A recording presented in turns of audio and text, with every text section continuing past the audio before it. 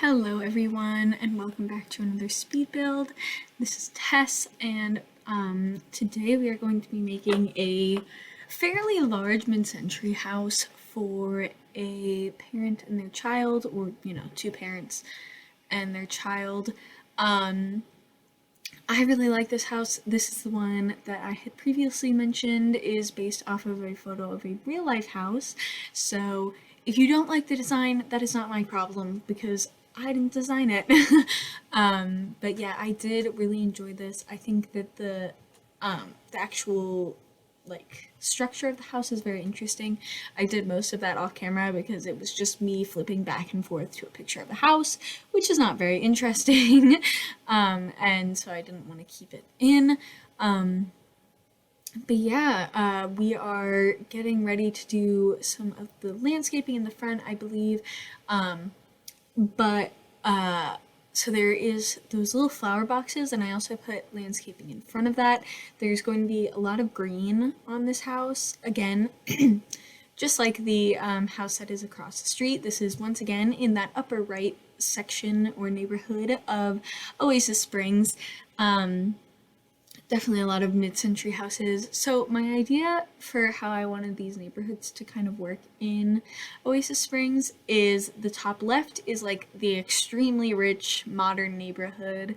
Those have been done for a while. And then this upper right neighborhood is like, I would say like upper middle class.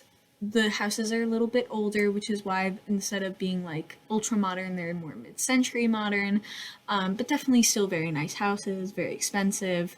The lower right neighborhood is where I, kind of more like working people, average houses, average sized houses, and much more realistic for the everyday simmer.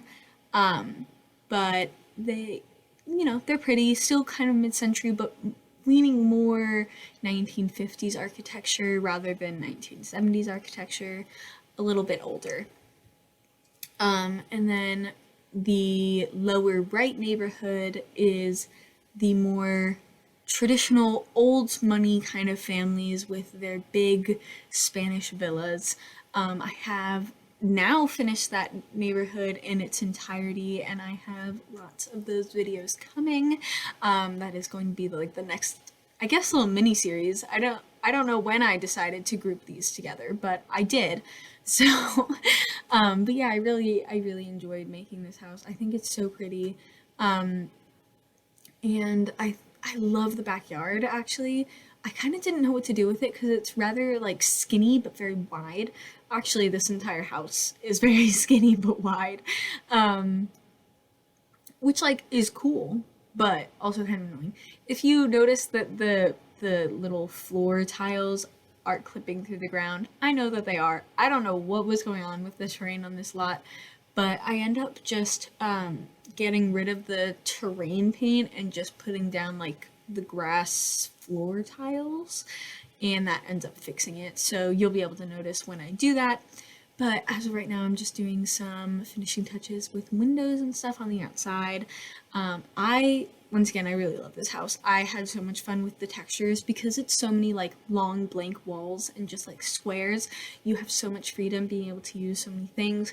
So I use some base game bricks, and you can see the dine out paneling on that one little bump out that we're looking at right here. And I never used that paneling, but I loved it in this house. I loved how it added that vertical line, and it was thick enough that it still felt very very present, you know what I mean? It didn't get lost like the thinner paneling from like cats and dogs sometimes does, which I really enjoyed. And yeah, so this is like the first half of the backyard.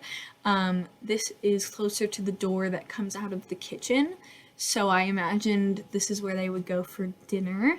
It's also very close to the garage, so it would be very easy to be an entertaining space, and I thought that was very fun. So this is where I have the table and the grill, very pretty over there. And then over on the other side, I have a pool and a little patio section because this is very close to the sitting area or the living room, whatever you want to call it. This house actually has a extremely massive living room, or family room, whatever. Once again, whatever you want to call it. But you'll see that in a little bit. It is that entire like bump out section with the really cool folded eco lifestyle windows, and I really enjoyed it. I don't know. I think it's really fun. I did also use the like play tent thing, which I believe is actually meant for toddlers, but I do believe that children can use it. Oh, that's where I fixed the grass, by the way. It's not that big of a difference. It does kind of make me sad that I have had to change it, but alas. And then I also used, there's this thing in Debug that is actually originally from Oasis Springs, and it's this little like grass little section. It looks like that. There you go. And I used that to kind of contain the trees again, because I had put them on like a little like patch of brown, but obviously I can't do that anymore now that I've lost the ability to use terrain paint over here. So I decided to just use that instead, and I still think it looks really cool.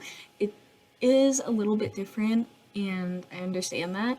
It's a little funky, it's a little weird, but I definitely feel like that kind of fits with the vibe of the house.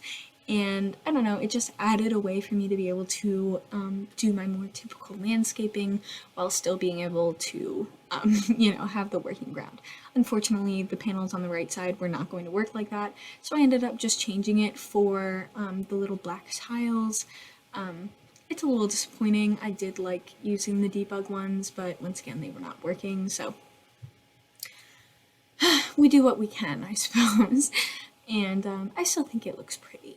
And yeah, the outside is just about done. Definitely added in those gnomes. Again, if you missed any of the previous videos about this neighborhood, I have been adding gnomes into all of the yards, because that is part of like the little neighborhood lore story little circle thing. And I think it's funny. Just adding some trash cans. There is a mailbox on the front. It's the one from Snowy Escape that hangs on the wall. This is me just showing you the neighborhood. Look at all the houses together. I think they're very cute. They're definitely very funky, but I think they work together pretty well, and I really enjoy it.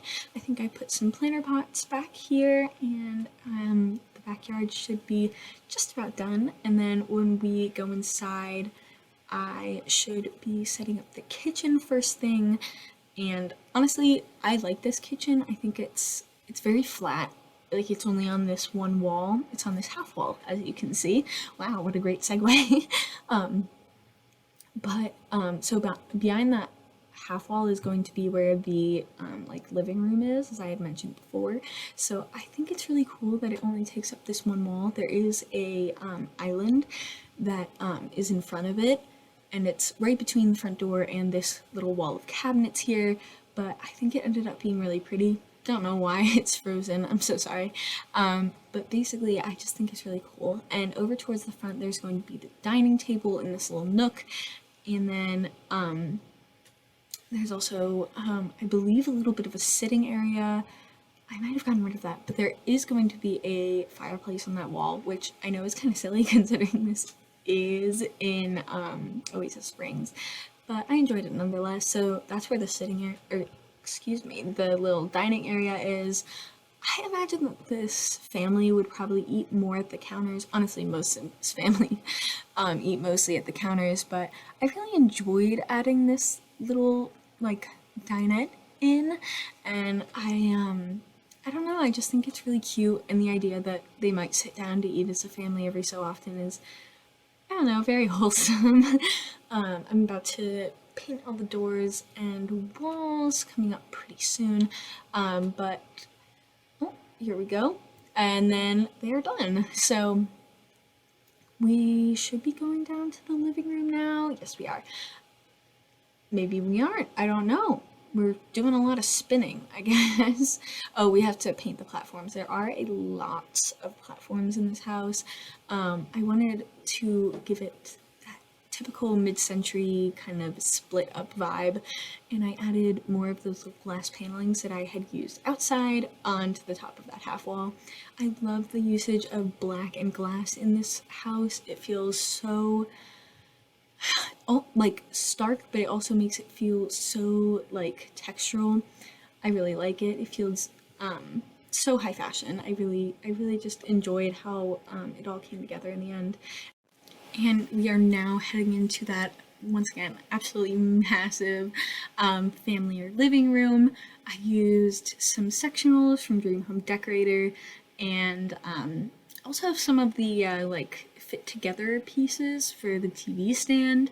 And I don't know, I just really love it in here. I also ended up using the palm tree from Paranormal Stuff. I don't know why, I just think it's really cute, and I definitely feel like it fits the Oasis Spring vibe. Um, Excuse me.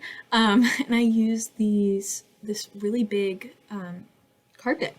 Anyways, we are now onto the I think it's a child's room is what I was going for. I did give them a desk though, so as soon as they age up into a teen, they can definitely still use that. I went for a very funky, like blue and white design. I do end up changing the walls back to the white and gray at the end, but I don't know, I really enjoy it. So I was imagining that this child sim is a little scientist. I end up giving them the science table on the other side of the room, and I give them plenty of toys. I believe they get a Blarfy. I think it's the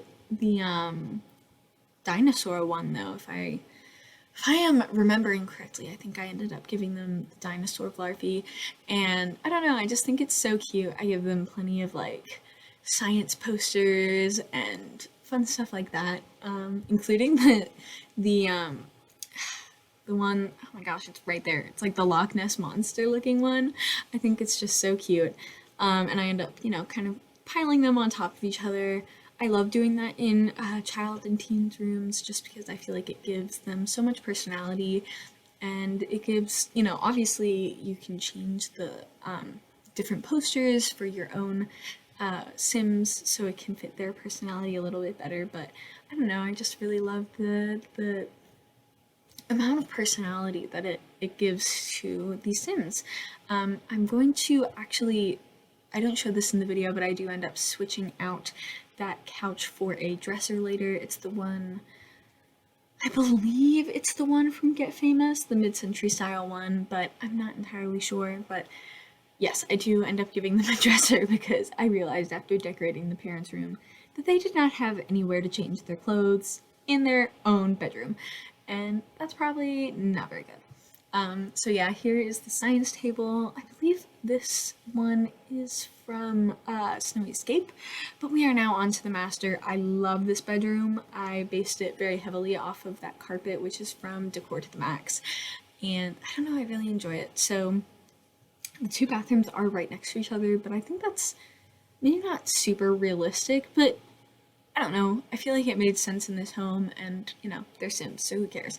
And I loved this all black wall with the black bed and everything against it. I just thought it was so sharp, and I don't know, I loved this room, and I loved the color scheme and how well it went with the rest of the house. You might notice that I tend to match the master to the style of the rest of the house. That is because usually it is the people who reside in the master who decorate the rest of the house. So I feel like that's a pretty realistic, styling choice. But yeah, so we are almost done with the video. Just remember that in the description down below, there will be links to, all of my social medias and a link to the shell of this house, which is going to be with no decorations on the inside, and then the completed version of this house with all of the decorations that you are seeing right now. And that is for console players and PC with that, players. Thank you so much for watching. I hope you had a great time listening. Thank you so much for being here. Please leave a like and subscribe if you enjoyed, and I will see you in the next video. Thank you and goodbye.